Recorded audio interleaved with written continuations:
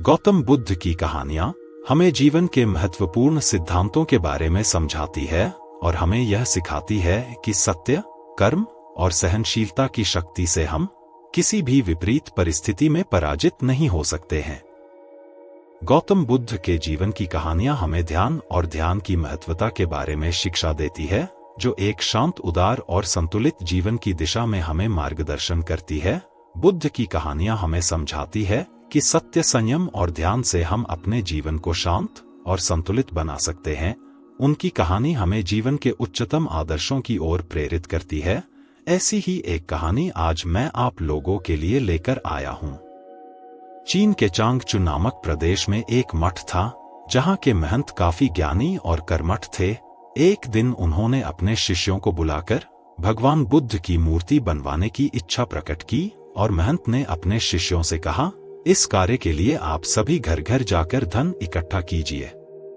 धन इकट्ठा करते वक्त किसी से भी बल या अपशब्दों का प्रयोग ना करे। जो वे अपने मर्जी या इच्छानुसार दे वही ले, और इस शुभ कार्य हेतु धन भी शुद्ध ही होना चाहिए। अपने महंत के आज्ञा का पालन करते हुए सभी शिष्य अलग अलग सभी दिशाओं में निकल पड़े और इस कार्य को करते हुए एक शिष्य को सुमु नाम की एक बालिका मिली और उसके पास एक सिक्का था।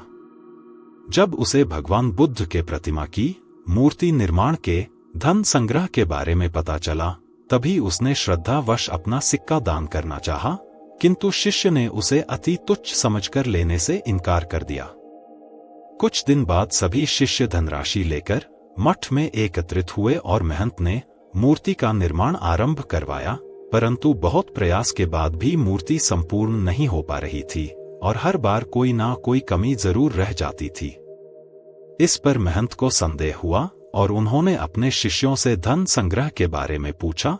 तभी सभी शिष्यों ने बारी बारी से अपने अनुभव सुनाए। इसी तरह सामने उस बालिका सुमु का प्रसंग आया तो महंत पूरी बात समझ गए। महंत ने शिष्य को उसके गलती के बारे में बताया और शिष्य अब उस बालिका के पास गया और उससे माफी मांगते हुए उसके सिक्के को आदर पूर्वक ले लिया और वह सिक्का लेकर मठ आया। महंत ने उस सिक्के को अन्य धातुओं के घोल के साथ मिला दिया और सहज ही एक अति सुंदर मूर्ति का निर्माण हुआ। गौतम बुद्ध के मूर्ति की यह कहानी श्रद्धापूर्ण दान के महत्व को प्रस्थापित करती है। दोस्तों, दान यदि अल्प मात्रा में ही किया जाए पर वह पूर्ण श्रद्धा भाव से किया जाए तो जरूर सार्थक रूप में प्रतिफलित होता है और असीम पुण्यों को प्राप्त करता है। दोस्तों, वीडियो पसंद आया हो तो वीडियो को लाइक करके चैनल को सब्सक्राइब कर लीजिए ऐसी और कहानियां सुनने के लिए। धन्यवाद।